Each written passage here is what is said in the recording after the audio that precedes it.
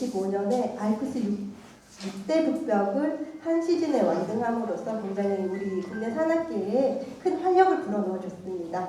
네, 우석주 등반가를 모시고 최근 알프스 6대 북벽을 등반한 이야기를, 생생한 이야기를 한번 들어보겠습니다. 들어가기에 앞서서 제가 제3회 세미나 때 여기서 이렇게 발표를 한번 한 적이 있었습니다. 그때는 아마 저보다 나이가 어렸던 분이 한 분 없으셨던 것 같은데요. 제가 오늘 보니까 저보다 또 연배가 어리신 분들이 굉장히 많이 참석을 해주셨습니다. 그 말인즉슨 결국에 우리가 지금 주제로 삼고 있는 갈 길이 어딘지가 이미 어느 정도 해결이 되고 있는 것이 아닌가라는 생각을 문득 하게 되었습니다. 그러면 저희가 이제 왜 6대 북벽을 등반 대상지로 삼았느냐?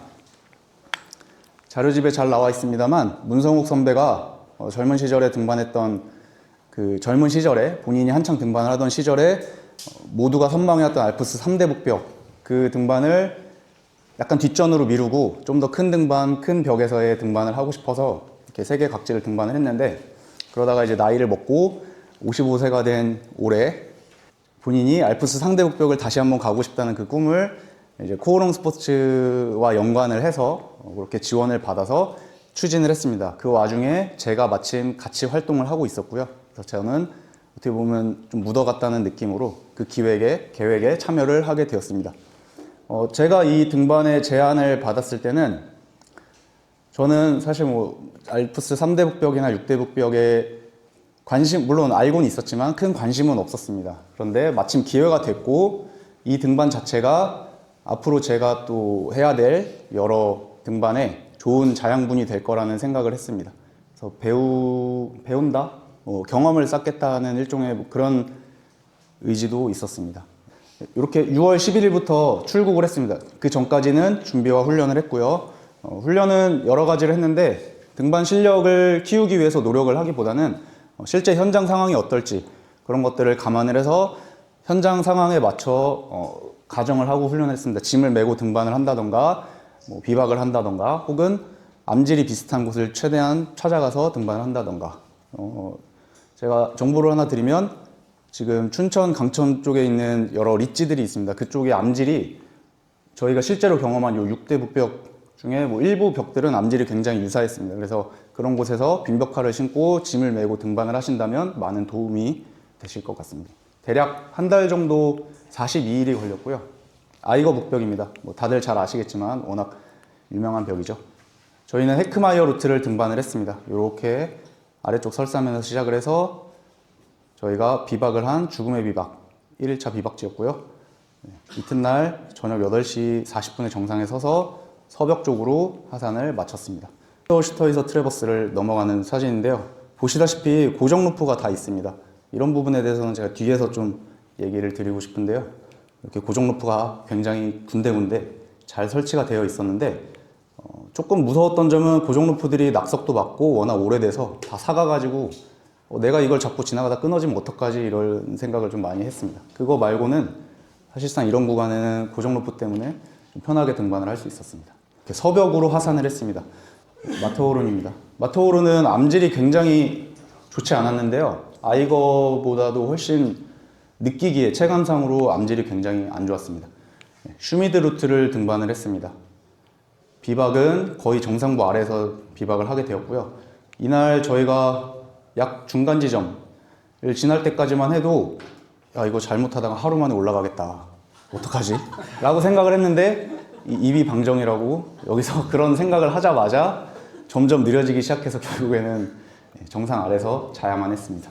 이날 저희가 회륜리 산장을 이용하지 못하고 동계 쉘터를 이용했는데 인파가 정말 많았습니다. 이게 지금 사진에 보이는 게 전부가 아니고요. 사람이 너무 많았는데 다행히 운 좋게도 저희가 일찍 가서 요 밑에 있는 1인석을 1인용 침상을 이렇게 2개를 차지할 수 있었습니다. 그래서 편하게 저희는 잤고요.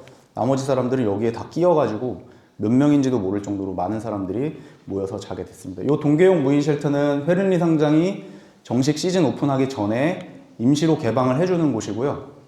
굉장히 협소한 공간이고 이쪽 안쪽으로 화장실이 하나 제공을 받게 되어 있습니다.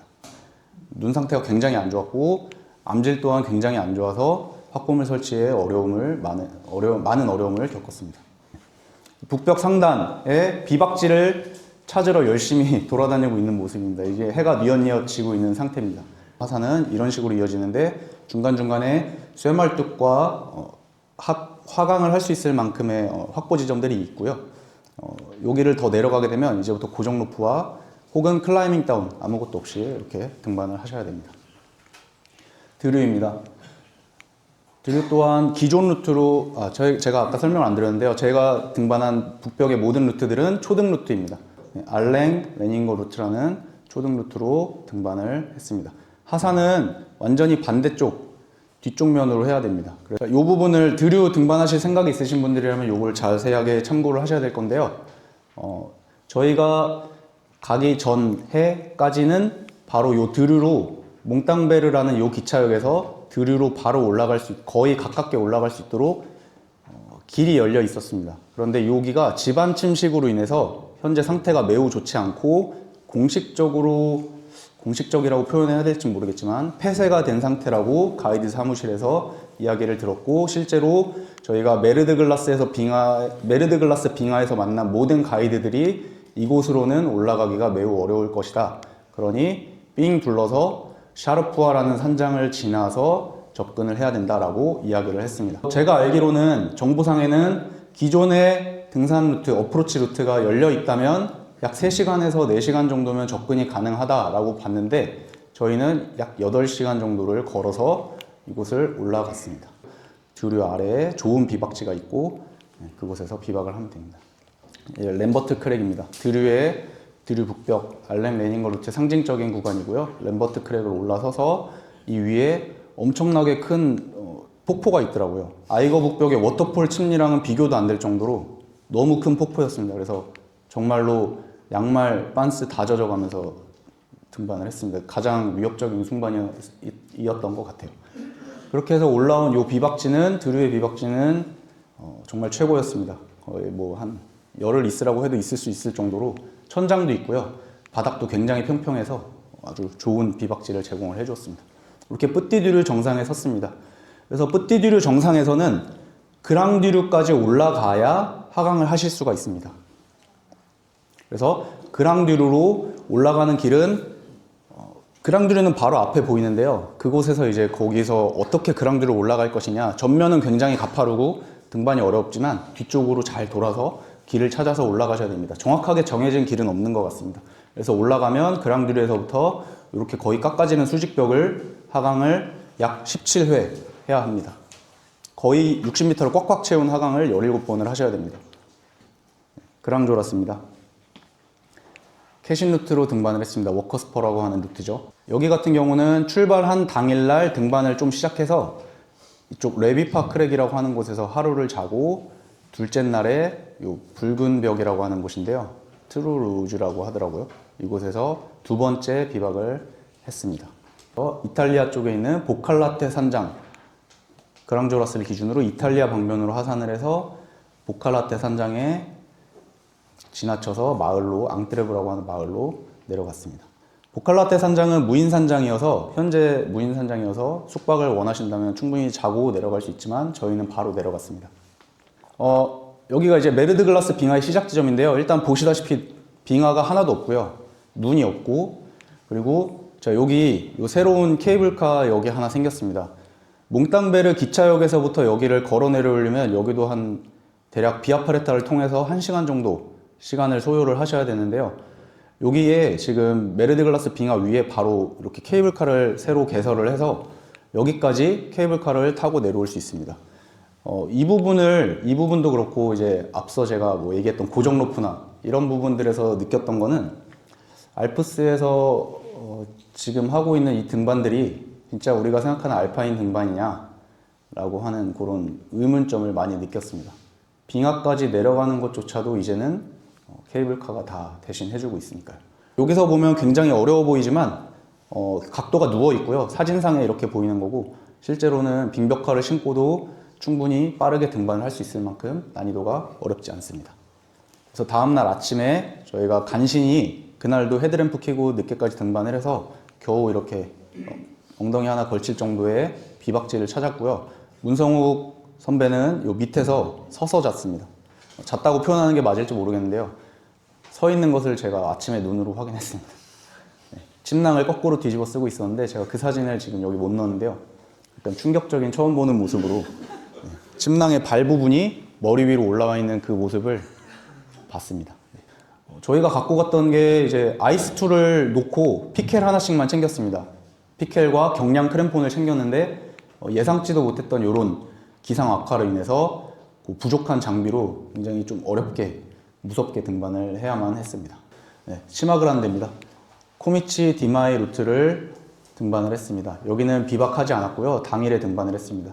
저희가 그랑조라스까지는 2명이서 등반을 했고 이 치마그란데와 피츠바딜레부터는 코오롱 등산학교 강사 원정대에서 먼저 귀국한 사람들을 뺀 이지은 강사가 남아서 같이 셋이서 등반을 진행을 했습니다.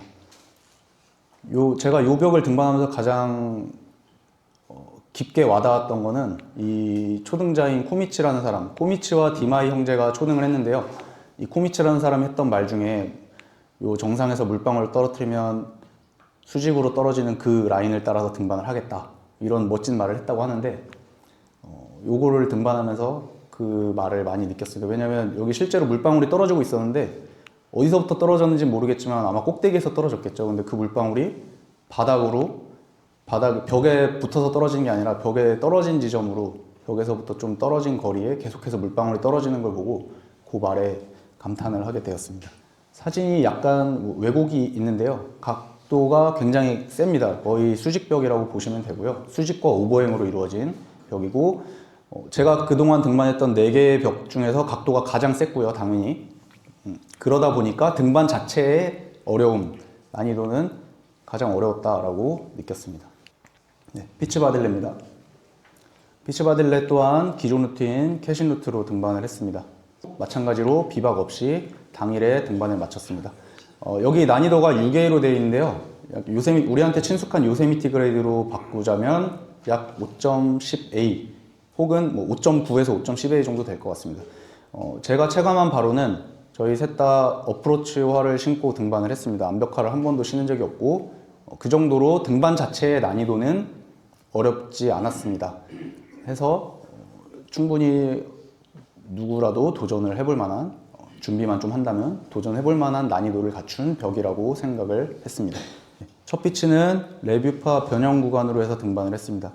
이 피츠바딜레 캐신 루트에는 약간의 변형 구간들이 있는데 레비파가 등반을 하면서 본인이 새로 이렇게 라인을 잡은 것 같아요. 그래서 지금은 완벽한 캐신의 오리지널 루트를 등반하는 사람은 거의 없는 것으로 제가 생각을 하고 있습니다. 왜냐하면 제가 인터넷 찾아봤을 때 대부분이 이 레비파 변형 구간을 많이 이용하는 모습들을 볼 수밖에 없었습니다. 이렇게 내려가면 이탈리아에 있는 지아네티 산장이라고 하는 큰 산장으로 내려가게 됩니다. 이 지아네티 산장은 사람들이 정말 많고 산장 자체가 규모가 굉장히 컸는데요. 제가 그 이유를 한번 보니까 이게 지금 피츠바딜레고요. 주변으로 여러 봉우리들이 위시를 하고 있습니다. 그래서 등반할 곳이 굉장히 많이 있어요. 이게 개념도인데요. 전체 개념도인데 이 안에 보면 루트들이 굉장히 많이 나와 있습니다. 그래서 이탈리아 방면에서 피츠바딜레 쪽 상군을 등반할 때 사람들이 굉장히 많이 찾는 곳이라는 것을 알 수 있었습니다. 이렇게 이탈리아 쪽으로 내려오면 이탈리아에 있는 도시로 하산을 해서 택시를 타거나 버스를 타고도 갈 수 있지만 저희는 다시 예산의 문제 때문에 다시 걸어서 국경을 넘어서 패스를 지나서 스위스 쪽으로 넘어갔습니다. 사실 예산의 문제는 아니었고요. 좀 복잡했던 것 같습니다. 이탈리아 쪽에서 스위스로 가는 버스나 택시를 알아본다는 게 현지인이거나 언어에 능통한 사람이 아니면은 조금 어려움이 있을 거라 생각해서 저희는 6시간밖에 걸리지 않으므로 차라리 걸어서 넘어가자 해서 이 방향을 잡았습니다. 제가 이제 알프스에서 이렇게 6대 북벽을 등반하면서 느꼈던 것들을 좀 말씀을 드리고 싶은데요. 등반에 대한 감상은 제가 자료집에 써놨습니다. 굉장히 경이로운 점이 있었고요. 초등자들에 대한 경외감도 들었습니다. 1930년이라고 하면 제대로 된 카라비너 하나조차 구하기 어려울 그런 로프도 없을 그런 시절이었을 텐데 그런 시절에 그런 곳을 등반했다는 게 저한테 있어서 굉장히 감명 깊었고요. 그런 사람들이 지금 시대에 태어나면 우리가 아까 봤던 첨예한 등반을 하는 혹은 뭐 2시간에 아이거를 뛰어 올라가는 그런 사람들이 되는 게 아닐까 이런 생각을 하게 됐습니다. 근데 그것과는 또 별개로요. 제가 이번에 알프스에서 이런 등반을 하면서 더 크게 느꼈던 거는 내가 지금 여기 와서 알프스에서 하고 있는 이 등반이 알파인 등반의 발현지, 알프스에서 나온 이 알피니즘이라는 이 등반, 알파인 스타일이라는 등반을 하고 있는 게 맞냐라는 생각을 많이 하게 됐습니다. 무슨 말이냐면 일단 보신 것처럼 고정 로프가 설치된 곳들이 중간중간에 있었고요. 그럼 아까 우리가 알파인 등반의 어떤 정의에서 봤을 때 고정 로프를 사용하는 것이 알파인 등반이 아니다라고, 알파인 스타일의 등반이 아니다라고 정의가 되어 있잖아요.